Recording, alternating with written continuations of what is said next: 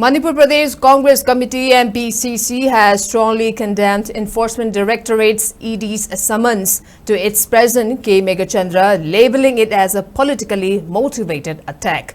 Senior spokesperson Bhupendra Meghte stated that Meghachandra has consistently spoken out against failures of BJP governments at both the state and central levels, representing the voice of people amid the ongoing turmoil that has gripped Manipur since May 3, 2023.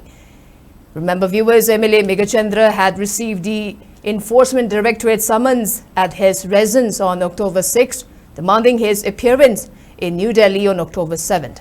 However, due to short notice, he was unable to attend the summons, which the Mpcc described as a clear attempt as harassment.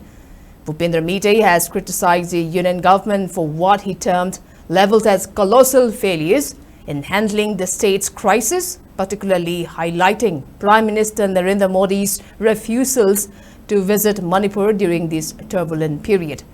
He emphasized that the Congress party will not be silenced by such tactics and vowed to continue advocating for the people of Manipur.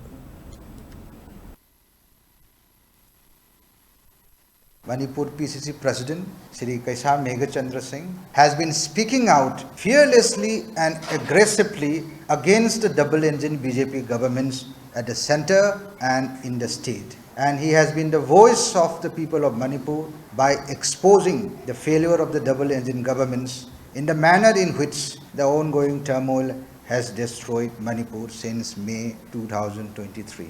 This action is to cover up the union government's colossal failures in the state, which has been reflected in Prime Minister Mr. Narendra Modi's refusal to visit the state since it blew up 17 months back. Those who are afraid intimidate. Congress will never be silenced. Manipur Pradesh Congress Committee strongly condemns ED summons to the PCC President Shri K. Meghachandra and calls the action as politics of vendetta. Thank you.